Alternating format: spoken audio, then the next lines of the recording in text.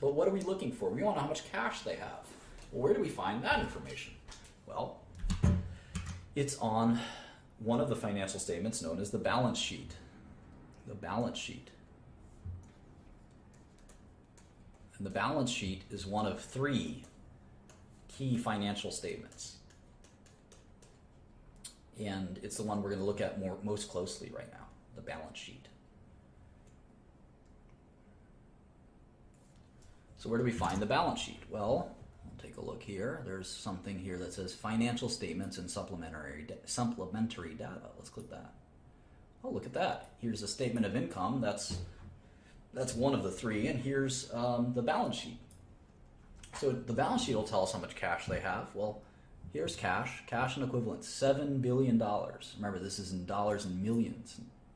$7 billion, okay? So Coke has 7,309 in cash. But what about this? Short-term investments. Well, that's kind of like cash, so I like to include that. Because even though it's not cash, it could probably be sold as cash. So I'm thinking about liquidity. Any kind of cash. Marketable securities, that sounds like cash too.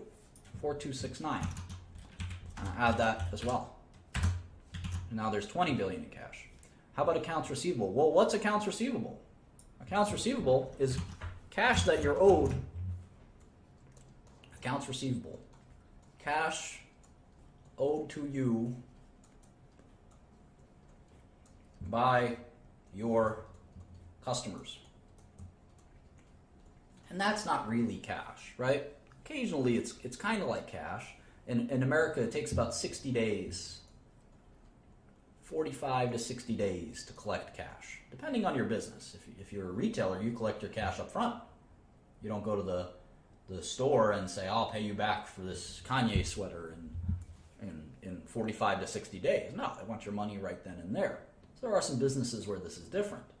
But for most of corporate America, you're looking at 45 to 60 days. And so accounts receivable, I don't think of it as cash. When I think of cash, I think of any kind of cash in a bank account. I think of stocks and investments. I think of bonds. Anything that's kind of like I could sell tomorrow. And that the value won't be disputed. The value won't be disputed. It's easy to calculate the value. And they're liquid in some way. I can sell them.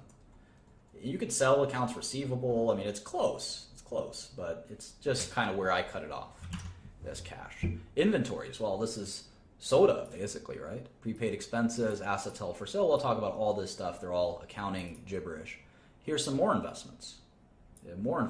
Equity method investments and other investments. So I'm going to include these too. 12,318.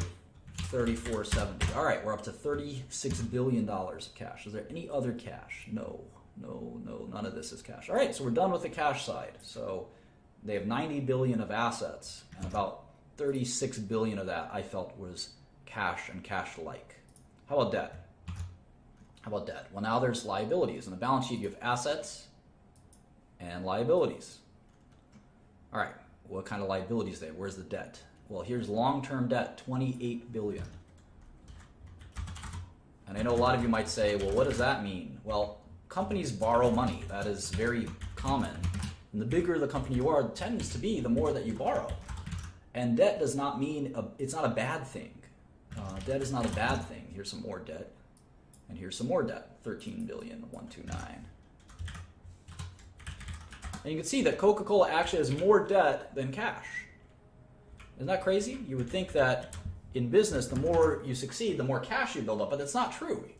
Big companies, what they do is that they'll invest their excess cash and they'll borrow money because they have good credit, right? Most small companies can't borrow money, like Agerion Pharmaceuticals would have a hard time borrowing money.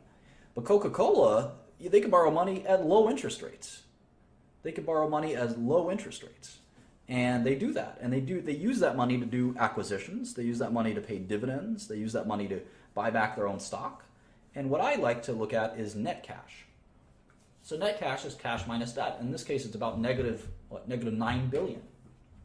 And if we add that to the market cap, we get something called enterprise value, which I'll discuss in a minute.